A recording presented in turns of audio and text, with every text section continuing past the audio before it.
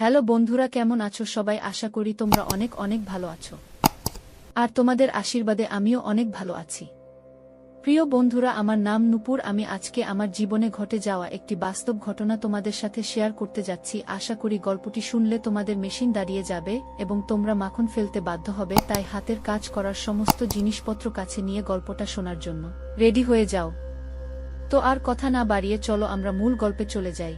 একদিন আমার স্বামী একটি 16 বছরের ছেলেকে বাড়িতে নিয়ে আসলেন।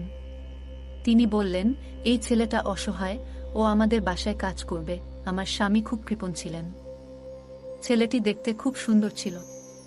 আমি স্বামীকে জিজ্ঞাসা করলাম, এই ছেলেটি কোথা থেকে এসেছে? তিনি বললেন, সে আমার বন্ধুর বাড়িতে কয়েক মাস কাজ করেছে, কিন্তু এখন সে বিদেশে যাচ্ছে। আমার স্বামী বললেন, ছেলেটা আমাদের বাসায় দুবেলা খাবে এবং যা বলবে তাই করবে। আমি বললাম, আমাদের ঘরে তো থাকার রুম একটাই আছে। ছেলেটা কোথায় থাকবে? তিনি বললেন, চিন্তা করার দরকার নেই, ও ড্রয়িং রুমে থাকবে। আমি বললাম, ঠিক আছে। ছেলেটি খুব শান্ত ছিল। আমি প্রতিদিন ভোরে তাকে ডেকে দিতাম। সে চুপচাপ অনেক কাজ করত এবং সারা ঘর নিজেই পরিষ্কার করত। আমি তার জন্য নাস্তা তৈরি করে দিয়েছিলাম এবং সেও চুপচাপ খেয়েছিল। আমি জিজ্ঞাসা করলাম, তুমি কি কথা বলতে পারো? তিনি বললেন, জানি না। তারপর তিনি বললেন, আমি যখন চোখ খুললাম তখন আমি এতিমখানায় ছিলাম। আমার বয়স যখন 5 বছর, তখন এক ব্যক্তি আমাকে এতিমখানা থেকে নিয়ে যায় এই বলে যে তার বাড়িতে কোনো সন্তান নেই এবং সে আমাকে ভালো স্কুলে ভর্তি করিয়ে বড় করবে। কিন্তু 5 বছর বয়সে সে আমাকে ঘরের কাজ করতে বাধ্য করল। আমি ছোট ছোট জিনিস আনা, বাসন ধোয়া, মেহমানদের সামনে থালা বাসন পরিবেশন করায় ব্যস্ত থাকতাম। আমার বাকি জীবনটা এভাবেই কাটছিল। যখন সেই বুড়ো মারা গেল, তার বউ আমাকে ঘর থেকে বের করে দেয়। তারপর থেকে আমি চাকর হিসেবে কাজ শুরু করলাম। কিন্তু যেই আমাকে নিয়োগ করল, আমাকে শুধু দুবেলা খাবারের বিনিময়ে রাখল। এর বেশি কেউ আমাকে কিছু দেয়নি। আমি দুবেলা খাবারের বিনিময়ে সব কাজ করি। তার গল্প শুনে খুব খারাপ লাগলো। আমি মাথায় হাত বুলিয়ে বললাম, তুমি চিন্তা করো না, আমিও তোমাকে কিছু টাকা দেব। আসলে আমার স্বামীর বেতনও বেশ ভালো। তিনি বললেন, না, তিনি আমাকে দুবেলা খাবার দিচ্ছেন, এটাই আমার জন্য যথেষ্ট। আমার কোনো পরিবার নেই যার জন্য আমাকে চিন্তা করতে হবে এবং কেন আমাকে টাকা দিতে হবে। এজন্য আমি কৃতজ্ঞ। তার কথায় আমার হৃদয় ভারী হয়ে উঠল। আমি জানতাম না যে এই সহানুভূতি আমাকে অনেক মূল্য দিতে হবে। আমার স্বামীর কাজের সময়সূচি এমন ছিল যে তাকে প্রায়ই অন্য শহরে থাকতে হতো। কোম্পানির বস তাকে মাসে একবার অন্য শহরে 3-4 দিনের জন্য পাঠাতেন। সেই দিনগুলোতে আমি একাই থাকতাম। আমার বিয়ের 6 বছর হয়ে গেলেও আমাদের কোনো সন্তান হয়নি। ভাবলাম, এতিম ছেলে মেয়েদের সঙ্গে ভালো ব্যবহার করলে ঈশ্বর আমাকে একটি সন্তান দান করবেন। একদিন আমার স্বামী যখন অন্য শহরে ছিল, আমি রান্নাঘরে ময়দা মাখাচ্ছিলাম এবং স্কার্ফ ছাড়াই রান্নাঘরে ঢুকে পড়েছিলাম। আমি শুধু বাড়ির কাজ করছিলাম, কিন্তু বুঝতে পারিনি যে 16 বছরের একটি ছেলের চোখে এমন ইচ্ছা থাকতে পারে। আমি যখন দোপাট্টা ছাড়াই ময়দা মাখাচ্ছিলাম, তখন সে সিঙ্কের কাছে দাঁড়িয়ে বাসন ধোয়ার অজুহাতে তাকিয়েছিল। আমি আমার কাজে ডুবেছিলাম। এমন সময় হঠাৎ মনে হলো আমার সত্তাকে কেউ যেন আক্রমণ করছে। ছেলেটি কখনো আমার মুখের দিকে তাকাচ্ছিল, আবার কখনো আমার শরীরের দিকে এমন দৃষ্টিতে তাকাচ্ছিল যা আমাকে অস্বস্তিতে ফেলে দিল। তাই আমি ভয় পেয়ে গেলাম। সাথে সাথে রান্নাঘরের দরজায় ঝুলানো স্কার্ফটা নিজের চারপাশে জড়িয়ে নিলাম। ময়দা প্রায় গুঁড়ো করে ফেলেছিলাম। সেটি একটি বাক্সে রেখে ফ্রিজে রাখলাম এবং তৎক্ষণাৎ রান্নাঘর থেকে বেরিয়ে এলাম। আমার বিছানায় বসে ভাবতে লাগলাম, কেন এই ছেলেটি আমার দিকে তাকিয়ে আছে। তবে আমি নিজেকে আশ্বস্ত করলাম যে হয়তো এটা আমার মায়া হতে পারে। কেন এমন ভালো বাচ্চা আমাকে খারাপ চোখে দেখবে? এটি মহিলাদের প্রকৃতিতে দেওয়া হয়েছে যে তারা তাদের প্রতি নির্দেশিত ভুল অনুভব করেন, কিন্তু আমি এটাকে উপেক্ষা করলাম কারণ সে 16 বছরের ছেলে। আমি ভাবিনি যে সে এমনভাবে তার অসহায়ত্বের গল্প বর্ণন করতে পারে। কিছুক্ষণ পর ঘর থেকে বেরিয়ে দেখলাম সে সোফায় বসে আছে। রাতের খাবার খেয়ে সে বলল, ম্যাডাম, বাইরে খুব ঠান্ডা। আমি বললাম, তোমার খারাপ না লাগলে, তুমি তো ঠিকই বলছো, শরতের ঋতু শুরু হয়ে গেছে। সে বলল, আমি কোথায় ঘুমাবো? আমার একটি রুম আছে যেটা আমি আমার সেলাইয়ের জন্য ব্যবহার করি। সেখানে সেলাই করার জিনিসপত্র আর একটি মেশিনও আছে। আমি বললাম, তুমি আমার জিনিসপত্রে হাত দিও না। সে বলল, আমি তোমার রুমে মেঝেতে ঘুমাবো এটা শুনে আমি চমকে উঠলাম, কিন্তু মনে হলো মেঝেতে বিছানা পেতে সে থাকতে পারে। আমি এখনো আমার শীতের জামাকাপড় বের করিনি, কিন্তু তার মুখে এক অদ্ভুত আনন্দের ছাপ দেখলাম, যেন সে খুব খুশি হয়েছে। তার বিছানাটা তুলে আমার রুমে মেঝেতে বিছিয়ে দিলাম। ঘুমানোর আগে আমি রুমের আলো নিভিয়ে দিলাম এবং ধীরে ধীরে গভীর ঘুমে তলিয়ে গেলাম। সকালে যখন আমার চোখ খুলল, মাথাটা খুব ভারী লাগছিল, হয়তো অতিরিক্ত ঘুমের কারণে। ঘড়ির দিকে তাকালাম, সকাল 8টা বেজে গেছে। সাধারণত আমি সকাল 6টায় ঘুম থেকে উঠি, কিন্তু আজ মনে হলো যেন অনেক ঘুমিয়ে ফেলেছি। তখনই আমি ওয়াশরুম থেকে পানি পড়ার শব্দ শুনতে পেলাম। বিছানার নিচে তাকিয়ে দেখলাম ছেলেটির বিছানা নেই, অর্থাৎ সে উঠে আমার ওয়াশরুমে ঢুকে গেছে। এমন স্মার্ট ছেলেটি আমার অনুমতি ছাড়াই ওয়াশরুম ব্যবহার করছে দেখে আমি হতবাক হয়ে গেলাম। আমার রুমের ওয়াশরুম ব্যবহার করতে মানা করেছিলাম, কিন্তু দেখলাম তিনি স্নান করে এসেছেন। তার মুখে একটা অদ্ভুত হাসি ফুটে উঠল। যাই হোক, আমি যখন ঘুমালাম তখন আমার চুল অর্ধেক বাঁধা ছিল। সকালে যখন আমার স্কার্ফ তুলতে গেলাম, বিছানার চাদর দেখে আমি হতবাক হয়ে গেলাম। যদিও আমি কোণে ঘুমাতাম, চাদরের অবস্থান দেখে মনে হচ্ছিল যেন কেউ সেখানে শুয়েছিল। রুম থেকে বের হয়ে বললাম, শোনো, আমি এখন পর্যন্ত তোমার নাম জানি না। সে বলল, হ্যাঁ ম্যাডাম। আমি জিজ্ঞেস করলাম, তুমি রাতে কোথায় ঘুমিয়েছিলে? আমার প্রশ্নে তার মুখ ফ্যাকাশে হয়ে গেল। সে বলল, ম্যাডাম, তুমি মাটিতে শুয়েছিলে। আমি কিছু বললাম না, শুধু তাকে চলে যেতে বললাম। তারপর আমি তাকে আবার ডাকলাম এবং বললাম, শোনো ছেলে, আমার ওয়াশরুম ব্যবহার করবে না। সে বলল, ম্যাডাম, আমার নাম বাবু। এতিমখানার লোকেরা এই নাম দিয়েছে। সে চলে গেল, আর আমি বিছানা থেকে উঠে কোমরে এক অদ্ভুত ব্যথা অনুভব করলাম। অলস বোধ হচ্ছিল এবং বিছানা থেকে উঠতে ইচ্ছে হচ্ছিল না। আমি চা বানাতে জানি, কিন্তু বাবুকে বললাম, আমার জন্য 1 কাপ চা তৈরি করো। সে বলল, হ্যাঁ ম্যাডাম, এবং সাথে সাথে আমার রুমের দরজা খুলে দিল। আমি বললাম, আজ আমি ভালো বোধ করছি না। সে আমাকে দেখে বলল, হ্যাঁ, এমন কাজই হয়। আমি ভাবতে লাগলাম, আমি কি ধরনের কাজ করেছি। আমার স্বামী অন্য শহরে যাওয়াতে মনটা খুব অদ্ভুত লাগছিল। বিকেলে যখন আমি ফোন করলাম, সে বলল, সোনালি, তোমার কি হয়েছে? তোমার শরীর ভালো লাগছে না? আমি বললাম, না, কাজ চলছে। সে বলল, আমি মিটিংয়ে আছি, পরে ফোন করব। তার কথায় আমার মন আরো ভারী হয়ে গেল।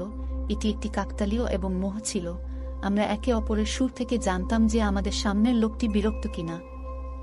আমি একটি দীর্ঘ নিঃশ্বাস নিয়ে আমার স্বামীকে বললাম, কিছু না, গতকাল থেকে আমি অনুভব করছি একটু ভারী, আমার শরীর ভারী লাগছে। আমি খুব ক্লান্ত বোধ করছিলাম। আমার ভৃত্য আমার সামনে দাঁড়িয়ে বড় বড় চোখ করে আমার দিকে তাকিয়েছিল। তার চোখে এক অদ্ভুত তপস্যা ছিল, যা তার অস্তিত্বকে সমর্থন করছে বলে মনে হচ্ছিল। খালাম্মা আর বউয়ের ব্যাপার ছিল, তাই ওখান থেকে উঠে ওর রুমে চলে গেলাম। ওর মিটিং জরুরি ছিল। কিছুক্ষণ পর আমি কলটা বন্ধ করে দিয়ে আবার বসলাম। তখন দরজাটা খুলে গেল এবং দরজায় দাঁড়িয়ে থাকা চাকর বলল, কি হয়েছে? আপনি কি কিছু চান? আমি চোখ বন্ধ করে মাথা নেড়ে বললাম, না, আমি কিছুক্ষণ বিশ্রাম নিতে চাই। আমি আমার চোখ বন্ধ করে অনুভব করলাম যেন তিনি দরজার কাছে দাঁড়িয়ে আমার দিকে তাকিয়ে আছেন। পরের মুহূর্তে তিনি ঘাবড়ে গেলেন এবং তার মুখ গম্ভীর হয়ে গেল। সে বলল, আমার মনটা ভালো নেই, তাই তোমার মাথায় মালিশ করতে চাই। আমি খুব ভালো করে মালিশ করি।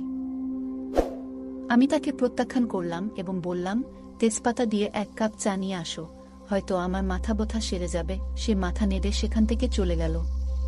কিছুক্ষণ পর চা নিয়ে হাজির হলো। চা পান করার সময় মনে হলো সে অনেক পাতা ফেলেছে, তবে আমি চা পান করার সাথে সাথেই আমি আরাম অনুভব করতে লাগলাম। তাই আমি খুব তাড়াতাড়ি ঘুমিয়ে পড়লাম। শুয়েছিলাম, কেউ আসেনি, কারণ এই চাকরের প্রতি আমার পূর্ণ বিশ্বাস ছিল। যাই হোক, সে আমার উপস্থিতিতে পুরো বাড়ির যত্ন নিয়েছে। আমি যখন ঘুমালাম তখন রাত 9টা বাজে। যখন ঘুম ভাঙল তখন ক্ষুধার জ্বালায় ঘরটা আলোয় নিমজ্জিত ছিল। যাই হোক, আমার অবস্থা খারাপ হতে থাকল। 1 কাপ চা খাওয়া শেষ করে যখন বেরিয়ে এলাম, তখন চাকরটি আমাকে দেখেই বলতে লাগল, ম্যাডাম, আপনি কি ভালো আছেন? আপনার জন্য খাবার রেডি করব। সে আমার জন্য অপেক্ষা করছে বলে মনে হলো। আমি বললাম, তুমি আমাকে জাগিয়েছ, তুমি ঘুমাচ্ছ না কেন? আমার মন্তব্যে তিনি একটু হাসলেন এবং আমার দিকে মনোযোগ দিয়ে তাকিয়ে বললেন, আপনি এত সুখে ঘুমাচ্ছিলেন শান্তিতে। আমি একজন চাকর, আমি কে যে আপনার ঘুমের ব্যাঘাত ঘটাবো? তাকে এত সুন্দর দেখাচ্ছিল যে আমি তার কথা শুনে চমকে উঠলাম এবং জিজ্ঞেস করলাম, ওহ মিস্ট্রেস, আপনি এত শান্তিতে ঘুমাচ্ছিলেন? আমি একজন চাকর, আমি কে হব যে আপনার ঘুমে ব্যাঘাত ঘটাবে? যাই হোক, আমি ঘরের সব কাজ সেরে ফেলেছিলাম এবং এমন অনেক কাজ ছিল যা আপনাকে ঘুম থেকে ওঠার পর করতে হবে। তাই ভাবলাম আপনি ঘুমাচ্ছেন আর আমি আপনার জন্য খাবার রান্না করব। তার হাতে তৈরি খাবার খুব সুস্বাদু ছিল এবং সে দূরে দাঁড়িয়ে দেখছিল। আমি তাকে সামনের চেয়ারে বসতে বললাম। একই সময়ে আমার স্বামী ফোন করলেন আর আমি তার সাথে একটানা 2 ঘন্টা কথা বলতে লাগলাম। সেই সময়ে আমার চাকরটি ঘরের বাইরে অপেক্ষা করছিল। 2 ঘন্টা শেষে সে এসে বলল, কতক্ষণ তোমার স্বামীর সাথে কথা বলতে হবে? আমার ঘুম পাচ্ছে। আমার স্বামীও ফোনের ওপাশ থেকে জিজ্ঞেস করলেন, চাকর কোথায় ঘুমাচ্ছে? আমি তৎক্ষণাৎ বললাম, কিছু না, বাইরে ঠান্ডা অনেক বেড়েছে, তাই এখন বাসার ভেতরে ঘুমাচ্ছে। গত রাতেও আমার রুমে একই বিছানায় শুয়েছে। এই কথা শুনে আমার স্বামী কিছুক্ষণ চুপ করে রইলেন, তারপর বললেন, তার ওপরে ওঠার দরকার নেই, তাকে বলো বাইরে আশ্রয়ে শুতে, এখন তেমন ঠান্ডা নেই, নইলে অন্য ঘরটা খালি করে দাও। আমি বুঝতে পেরেছিলাম যে আমার স্বামী ঘুমাতে যাবেন, তাই তার সাথে কথা শেষ করে আমি চাকরকে পরিষ্কার করে বললাম, তুমি এখানে লজে আছো, তোমার বিছানা কোণে বিছিয়ে ঘুমাও, আমি তোমাকে আমার ঘরে রাখতে পারবো না। তিনি একটি দীর্ঘ নিঃশ্বাস নিয়ে বললেন, ঠিক আছে, আমি তোমাকে আমার উপপত্নী মনে করি, কিন্তু তুমি আমার উপর এতটুকু প্রভাব ফেলছ, এটা শুনে আমার লজ্জা লাগলো। আমি বললাম, এমন কিছু নেই, তুমি এখানে লজে ঘুমাতে পারো, যাও, সকালে ঘুম থেকে উঠে নাস্তা তৈরি করতে হবে। এই বলে আমি আমার রুমে চলে গেলাম। এত ঘুমানোর পরও যখন আলো জ্বালালাম এবং পড়তে বসলাম, ঘুমটা আবার আমাকে আলিঙ্গনে নিতে শুরু করল। আমি ভাবছিলাম আমার স্বামী আমার পাশেই আছেন, কিন্তু যখন চোখ খুললাম দেখলাম আমার স্বামী বাড়িতে নেই। যা দেখলাম তা দেখে আমি হতবাক হয়ে গেলাম, কারণ চাকরটি আমার ঘর থেকে হাঁটছিল এবং তার শার্টটি নিঃশব্দে তুলে নিচ্ছিল। আমি হতবাক হয়ে গেলাম। যা বুঝলাম তা হলো আমার গুজবাম্প ছিল। আমার অস্তিত্ব ছিন্নভিন্ন হয়ে গেল। পরিষ্কার যে আমার 5 বছর বয়সী চাকর আমার সাথে কিছু ভুল করেছে। আমি তৎক্ষণাৎ আমার ঘরটি ভিতর থেকে বন্ধ করে দিলাম। এরপর আমি আর ঘুমাতে পারলাম না। একটা 16 বছর বয়সী ছেলে কিভাবে এমনটা করতে পারল তা ভেবে পাগল হয়ে গেলাম। পরদিন সকালে চাকরটি এল না। আমি রুম থেকে বেরিয়ে এলে সে অদ্ভুত দৃষ্টিতে তাকাচ্ছিল। আমি তাকে সম্পূর্ণ উপেক্ষা করে নিজের ঘরের কাজ করতে লাগলাম। আমি লক্ষ্য করলাম ছেলেটি কেবল বয়সে ছোট নয়, কিন্তু অভিজ্ঞতা এবং চেহারার দিক থেকে সে ক্ষুধার্ত নেকড়ের মতো দেখাচ্ছিল। আমি যখন ঘুমাতে গেলাম তখন আমি সেই ছেলেটিকে আমার ঘরে ঢুকতে দিইনি, যার ফলে আমি সারা রাত সজাগ ছিলাম। সে বলল, ম্যাডাম, আপনার এয়ার ফ্রেশনার আনুন, আমি রুমে স্প্রে করব। কিন্তু কিছু ভেবে আমি তাকে প্রত্যাখ্যান করে বললাম, আমি নিজেই স্প্রে করব, তুমি চলে যাও। সে কিছু ভেবে জায়গা ছেড়ে চলে গেল। কিন্তু সেই রাতে আমি রুমে এয়ার ফ্রেশনার ছিটাইনি, যদিও এটি আমার প্রতিদিনের অভ্যাস ছিল। আমার স্বামীও সেই রাতে অন্য শহরে ছিল। কিছুক্ষণ পর রুমের দরজা খুলল আর চাকর আমাকে ডাকতে লাগল, তুমি কি ঘুমাচ্ছ? তোমার বাবু তোমার সাথে রাত কাটাতে এসেছে। সে আমার পুরো সত্তায় নিজেকে দেখাতে শুরু করল। ঠিক সেই মুহূর্তে দরজাটা ধাক্কা দিয়ে খুলে গেল এবং আমার স্বামী সেখানে ঢুকলেন, কিন্তু চাকর তার জামাটা খুলে ফেলেছিল। হঠাৎ মনিবকে সামনে দেখে সে ঘাবড়ে গেল। আমিও সাথে সাথে উঠে বসলাম। আমার স্বামী আমাকে আর চাকরকে দেখে আঁতকে উঠল। আমি তখনই আমার স্বামীকে বললাম, আমি সেই সব নারীদের মধ্যে একজন নই যারা সঠিক সময় না পাওয়ার পরের মুহূর্তে ঘরে ঢুকে চাকরকে জড়িয়ে ধরবে। আমার স্বামী ওকে চড় মারতে লাগলেন আর বলতে লাগলেন, থালায় তুমি খাও, আমি তোকে ঘরে এনেছি তোর উপকারে, কিন্তু তুই আমার ঘরেই এসব শুরু করলি। তিনি প্রথমে অস্বীকার করতে থাকলেন, কিন্তু যখন আমার স্বামীর ভারী চাপ তার উপর পড়ল তখন তিনি কাঁদতে শুরু করলেন এবং যা বললেন তা আমাদের কল্পনাতেও ছিল না। তিনি বললেন, আমি এতিম, যে আমাকে তার বাড়িতে নিয়ে গিয়েছিল সে আমাকে চাকর বানিয়েছিল, কিন্তু সে আমার সাথে অন্যায় করত। সে আমার শরীরকে অনুচিতভাবে স্পর্শ করত, আমার আবেগ নিয়ে খেলা করত। আমি তার চাকর ছিলাম এবং আমাকে নবাবের মতো মারধর করত এবং হুমকি দিত। তিনি আরও বললেন, সে আমাকে এই কাজটি করতে বলেছিল এবং আমি করতাম। সম্ভবত এই কারণেই আমি সময়ের আগেই যুবক হয়ে গিয়েছিলাম। আমার ভিতরে নিসওয়ানির প্রতি আকর্ষণ বাড়তে থাকে।